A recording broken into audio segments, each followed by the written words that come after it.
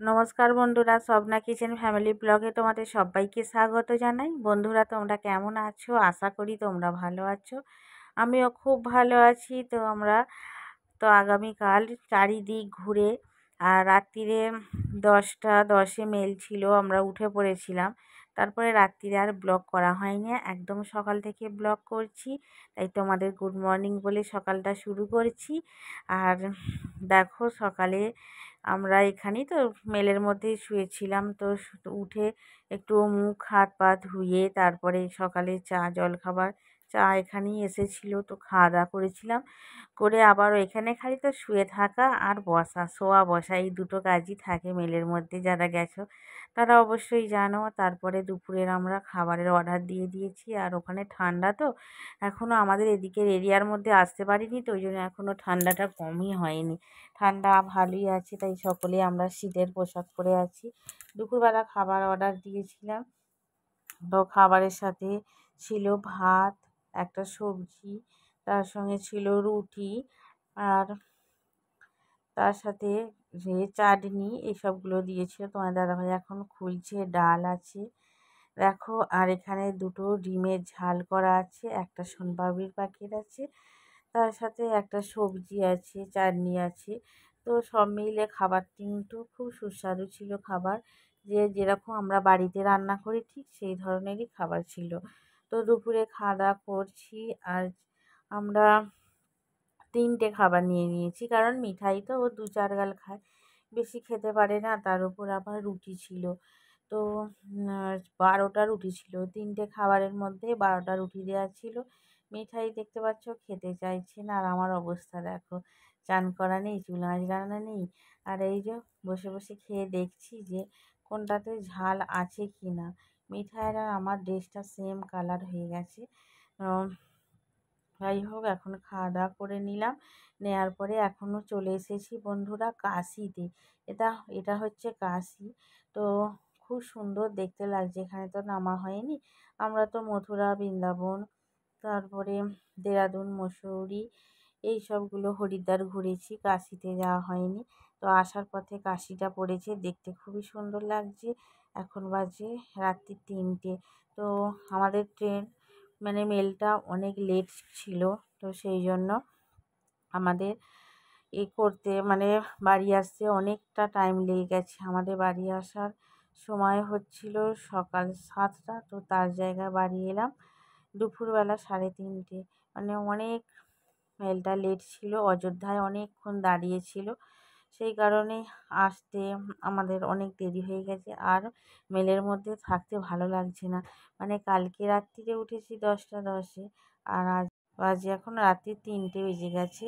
তো 24 ঘন্টা হয়ে আরও অনেক টাইম পেরিয়ে গেছে। তো এখানে ঘন জঙ্গল রাত্রিরে দেখতেই পাওয়া যাচ্ছে। আর এত ধীর গতিতে মেলটা যাচ্ছে না, বসে বসে আমরা অসহ্য হয়ে যাচ্ছি।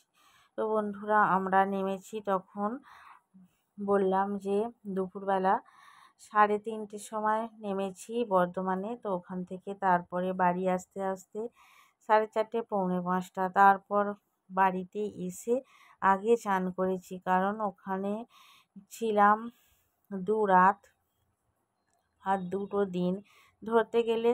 আর একটুখানি গেলেই তো 2টো দিনই হয়ে যেত, তাই না? সেদিনে 10টা 10-এ উঠেছি, সেই সারা রাত। তারপরের দিনে একেবারে দুপুরে নেমেছি। আর আসার সময় আমরা বিরিয়ানি কিনে নিয়ে চলে এসেছিলাম। আর মিঠাই, স্বাগত দুজনকেই চান করিয়ে দিয়েছি দেখো। আর ওরা দুজনে এখন বসে বসে বিরিয়ানি খাচ্ছে।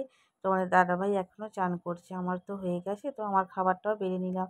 খুব অসহ্য লাগছে, মনে হচ্ছে কখন খাবো। যাকগে, তোমাদের দাদাভাই চলে এসেছে, আর এবার ও খাবে। তো আমরা সকলে মিলে একসাথেই খেতে বসেছি। আর যেখানে বসে আছি না 2 দিন 2 রাত থাকার জন্য মেলেতে, সেই জায়গাটাও যেন নড়ছে। তো বন্ধুরা, শুয়েছিলাম, তো অনেকক্ষণই ঘুমিয়ে পড়েছিলাম অঘোরে। তারপরে রাত্রিরে উঠলাম 9টার সময় ঘুম থেকে। উঠে তোমাদের দাদাভাই ফুচকা নিয়ে এসে দিয়েছে। স্বাগত এখনও ঘুমাচ্ছে।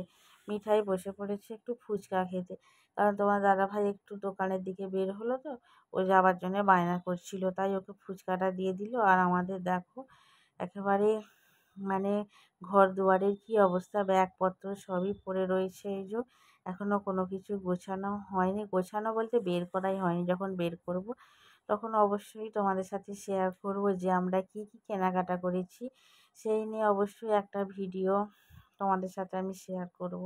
তো ফুচকা খাওয়া হয়ে গেছে, এখন একটু ঘর দুয়ারগুলো একটু পরিষ্কার করে নিচ্ছি। এই যে কতদিন থাকা হয়নি তো ধুলো পড়ে গেছে, আমি পরিষ্কার করছিলাম কিন্তু ওই যে আমি যেটা করব ও সেটা করবে। ওকেও একটা ছোট্ট কাপড় ছেঁড়া দিয়েছি, বসে বসে ও এখন আস্তে আস্তে এগুলোকে পুঁতছে। আমিও আগে পুঁছে দিয়েছি কিন্তু বলছে না আমিও পুঁতবো। স্বাগত এখনও ঘুমাচ্ছে, ও ওঠেনি। রাত্রিরে যাই হোক খাবার বানাবো, তারপর ওকে ডাকবো, তো উঠতেই চাইছে না।